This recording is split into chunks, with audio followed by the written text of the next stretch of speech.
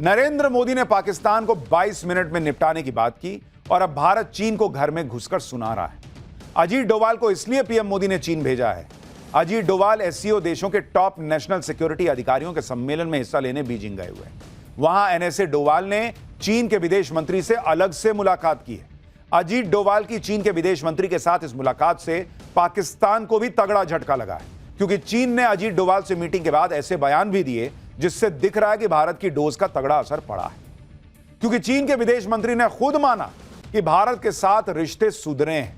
यह चीन के विदेश मंत्री कह रहे हैं। रिश्तों को और सुधारने के लिए दोनों देशों के बीच बातचीत जरूरी है, आपसी सहयोग जरूरी है। चीन ने कहा कि दोनों देशों को एक दूसरे के लिए खतरा न बनना होगा, बल्कि एक दूसरे के विकास का विकल्प बनना होगा।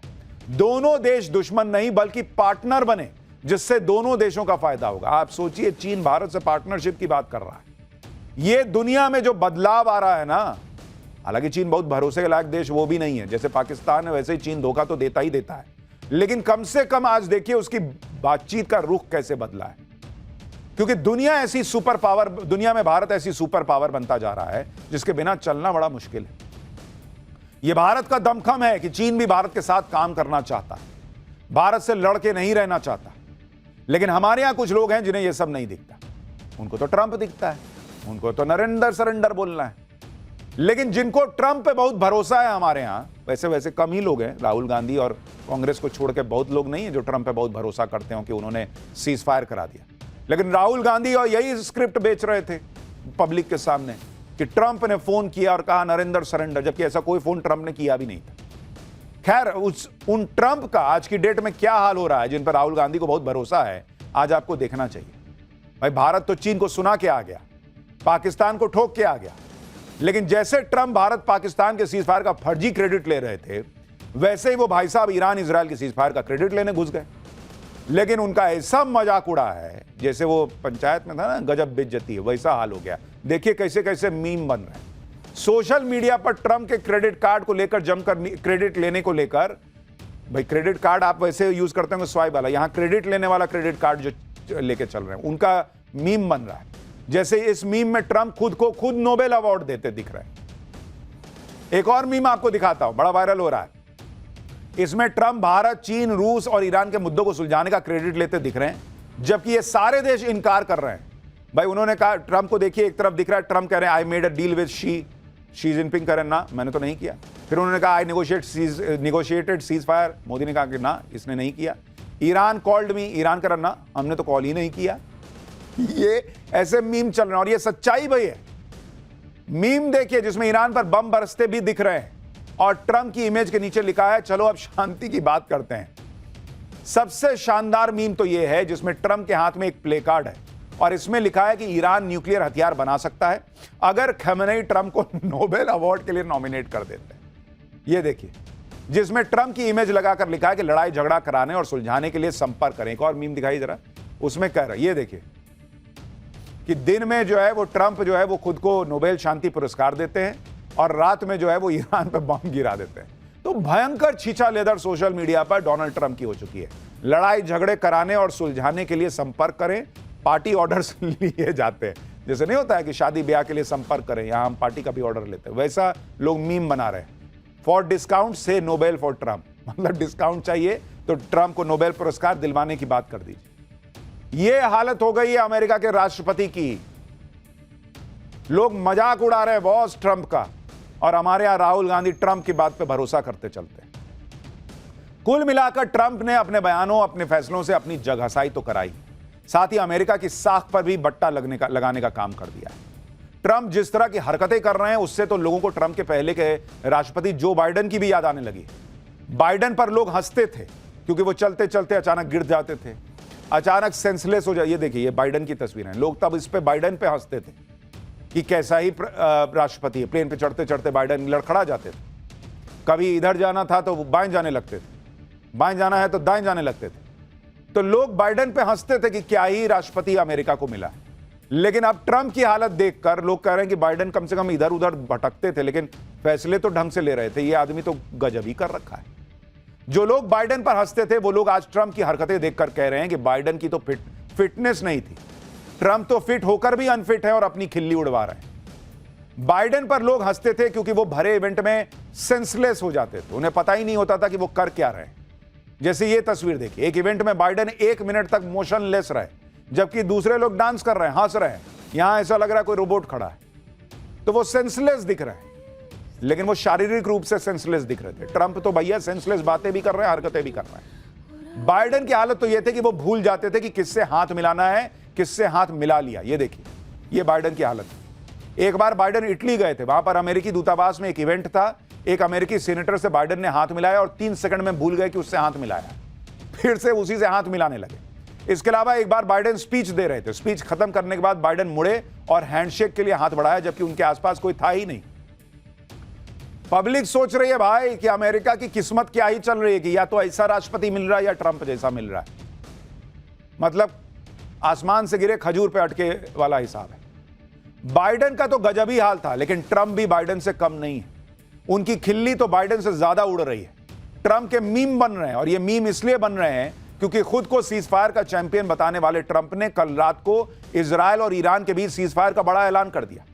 ट्रंप ने ऐसे जता दिया कि उन्होंने फिर से दुनिया को बचा लिया हो और सब कुछ संभाल लिया हो। वर्ल्ड वॉर 3 मान लो रोक दिया हो, मिडिल ईस्ट में मान लो उन्होंने शांति ही ला दी हो।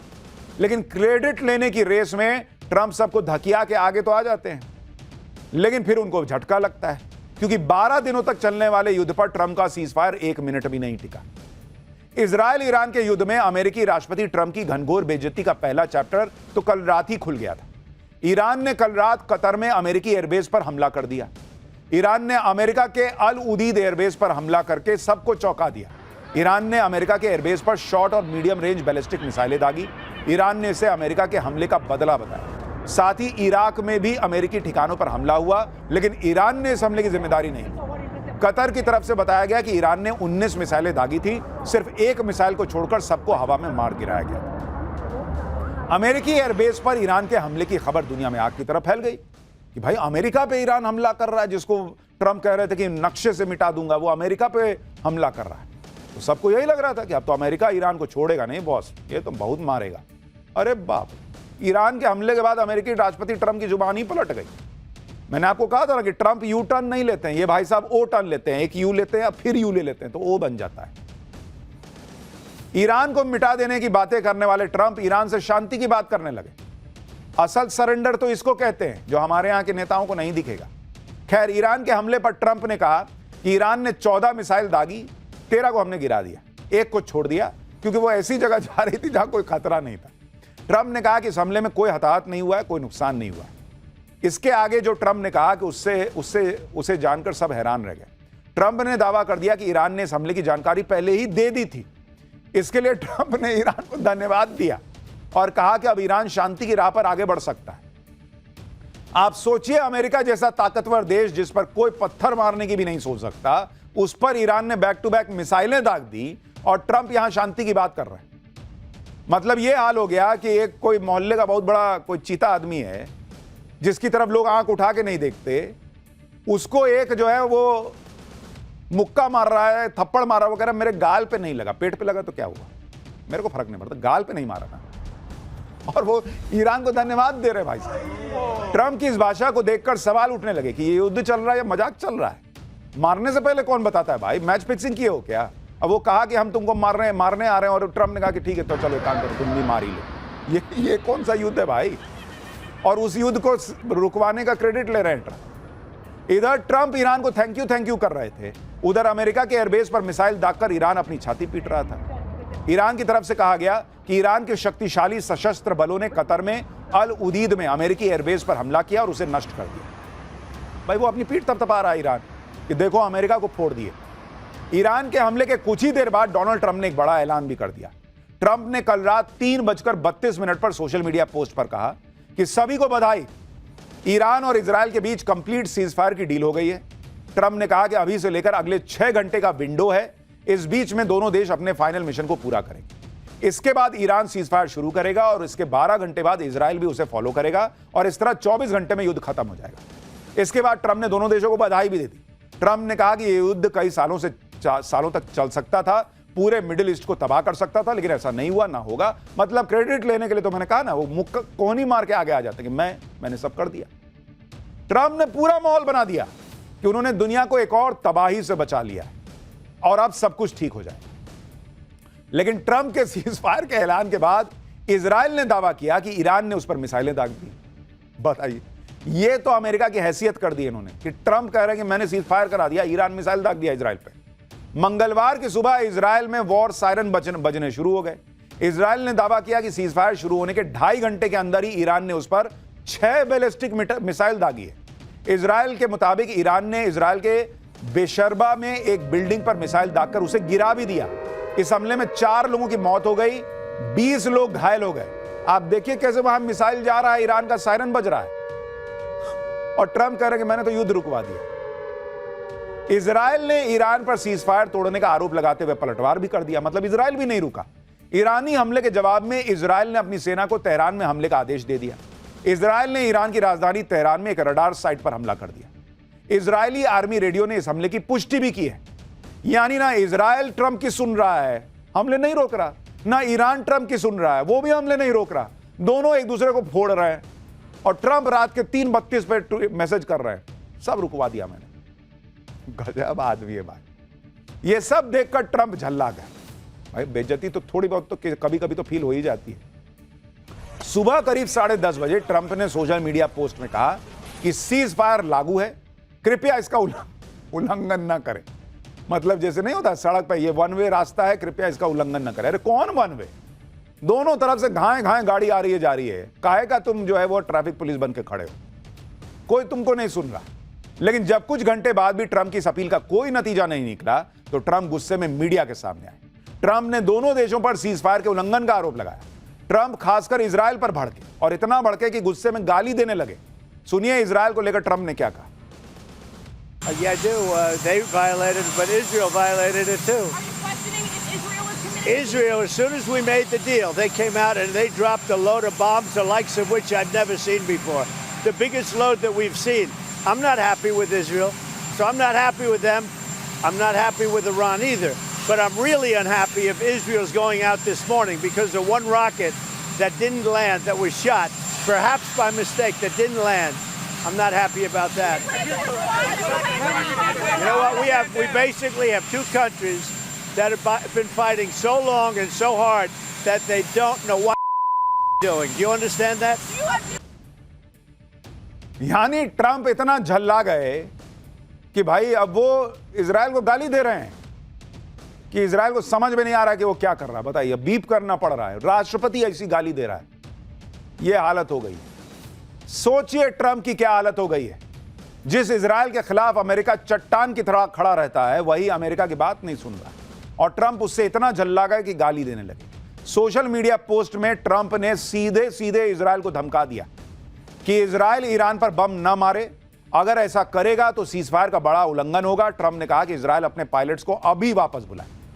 इसके थोड़ी देर में ट्रंप ने बताया कि इजराइल ईरान पर हमला नहीं करेगा। सभी प्लेन जो ईरान पर हमला करने वाले थे वो ईरान के आसमान में फ्रेंडली वेव करके लौट आएंगे।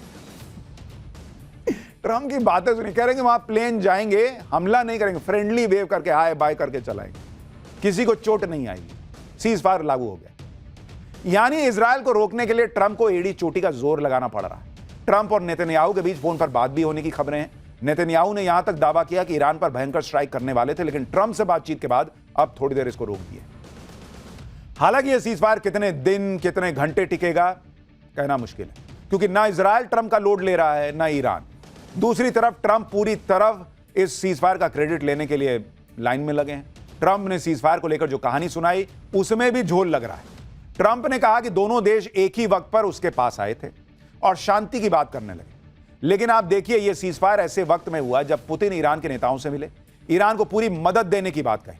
खुद ट्रंप ने माना कि पुतिन से उनकी बात हुई है और पुतिन ने ईरान से मदद की पेशकश की। ट्रंप ने यहां तक कहा कि वो ईरान में सत्ता परिवर्तन नहीं चाहते क्योंकि इससे ईरान में अराजकता फैल जाएगी। अब ट्रंप के ऐसे बयान और रूस की एंट्री से तो यही लग रहा है कि पुतिन के डर से ट्रंप पीछे हट गए। ट्रंप को यह समझ आ गया कि अगर वो ईरान के साथ ज्यादा 3-5 करेंगे तो पुतिन से, चीन से, सबसे भिड़ना पड़ सकता है, जो मैं कल आपको चैप्टर में बता रहा था। इसलिए ट्रंप ने कहा कि सिर्फ जुबान के मामले में ही यू टर्न क्यों लेना? फैसलों के मामले में भी गाड़ी घुमाओ, गाड़ी घुमाओ जी, गाड़ी घुमा लिए, बोले कि अब सीज फायर कर लो। क्या हुआ? मेरे एयरबेस पे अगर ईरान ने बम ही गिरा दिया तो क्या होगा? सब तो फोड़ दिए ऊपर, अब एक नीचे उधर गिरा है, हमको चोट नहीं लगी। आप ये भी देखिए कि युद्ध रुकवाने के क्रेडिट के चक्कर में ट्रंप कैसे लगातार अपना मजाक बनवा रहे हैं। 2024 में इलेक्शन कैंपेन के दौरान ट्रंप ने कहा एक दिन में इजरायल और यूक्रेन युद्ध दोनों रुकवा दूंगा, लेकिन राष्ट्रपति बने उन्हें 155 दिन हो गए, वो अभी तक एक युद्ध नहीं रुकवा पाए। इसी साल 28 मई को ट्रंप ने इजरायल को वार्निंग दी कि किसी भी हाल में इजरायल ईरान पर हमला न करे, लेकिन इजरायल ने ट्रंप की एक न सुनी। 13 जून को इजरायल ने ईरान पर हमला कर दिया। ट्रंप 16 जून को G7 की मीटिंग छोड़कर जल्दी अमेरिका चले गए और सीज फायर नहीं, कुछ बड़ा करने वाला हूं कह के गए। फिर 18 जून को कहा कि मैं ईरान पर हमला कर भी सकता हूं, नहीं भी कर सकता हूं। फिर 19 जून को कहा कि 2 हफ्ते में बताऊंगा कि ईरान पर हमला करूंगा या नहीं करूंगा। 2 दिन में ट्रंप ने पलटी मार दी और 21 जून को ट्रंप खुद इजरायल ईरान युद्ध में कूद गए। कहा कि ईरान का न्यूक्लियर फैसिलिटी मैंने बर्बाद कर दिया। अब ईरान बता रहा है कि उसने तो पहले ही न्यूक्लियर फैसिलिटी खाली कर दी थी। यानी आप सोचिए, अमेरिका के किसी राष्ट्रपति की इतनी बेइज्जती लास्ट आपने कब सुनी थी? आपको भी याद नहीं होगा। इतना ही नहीं, खबरें तो यहां तक हैं कि खुद पेंटागन के अधिकारी ट्रंप से परेशान हैं। ईरान पर हमले के दौरान अमेरिकी अधिकारियों को यह डर था कि कहीं ट्रंप अमेरिकी हमले की जानकारी लीक ना करे, क्योंकि इतने बड़ बोले हैं, वो कुछ भी कर सकते हैं। तो अमेरिका के अधिकारी घबराए हुए थे कि भाई ये तो बोल देगा, मर तो मेरा सैनिक जाएगा ना भाई, मेरा साथी मर जाएगा। पेंटागन को डर था कि ट्रंप पहले ही सोशल मीडिया पर ईरान को हमले की हिंट ना दे दें। दावा तो यहां तक है कि ट्रंप की अनिश्चितता से घबराए पेंटागन ने ट्रंप को बाईपास करते हुए उनकी टीम को मिसलीड करते हुए हमले का प्लान बनाया। ये सारी खबरें जो आपको बता रहा हूं अमेरिका के अखबारों में छप रही हैं। सोचिए क्या हालत हो गई ट्रंप की और अमेरिका की। लेकिन यहां राहुल गांधी कहते हैं कि ट्रंप ने बोला है इसलिए नरेंद्र सरेंडर। अरे दुनिया नहीं सुन रही, खाली राहुल गांधी सुनेंगे। खैर, थोड़ी ऐसा